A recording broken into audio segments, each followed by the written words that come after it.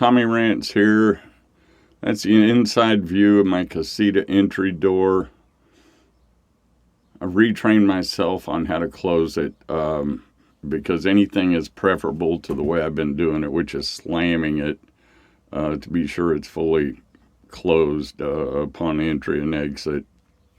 I'm going to move outside and show how I close it from the outside first. That's the easy way because it only requires one hand. So I'll move outside and do that.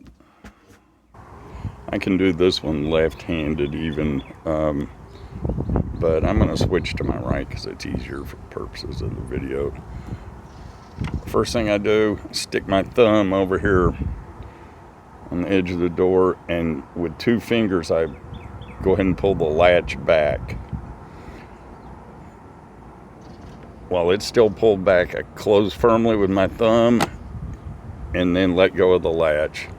The door is shut. Let me go back inside and see if I can show you how to do it from in there. That one requires two hands, so I often have to kind of lean in if I have something in one of my hands and set it on the shelf above the fridge, and then turn around and close the door. But I think it's worth doing to give this door latch more longevity.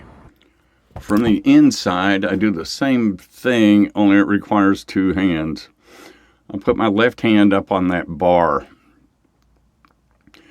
I can't think of any practical way for me to actually do this while I'm holding the camera, and it's close quarters, so I haven't really figured out a place to mount it. So I'm just going to explain it. I put my left hand on the crossbar there that goes all the way across the door. Then I reach down with my other hand and I pull the latch back, and using my left hand I pull the door shut, and not until it's completely shut do I release the latch. That way it's a passive motion. The latch is not rubbing or bumping against anything when the door's being shut. It just is open until I get that door shut firmly, and then I let go of the latch. It works every time, except the first few times when I was training myself to do this, I actually didn't get the door closed the first couple of times, and then I realized my foot was keeping the door from closing completely.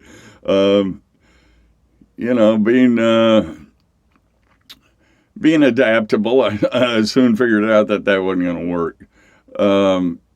And so now I keep my feet out of the way too.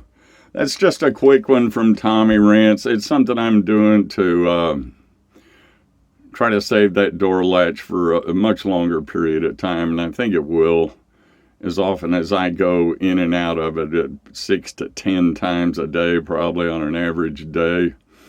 I think it's worth doing. I've heard a lot of stories about people having to replace that latch, and that's not something I want to encounter when I'm packing up and getting ready to come home from a camping trip.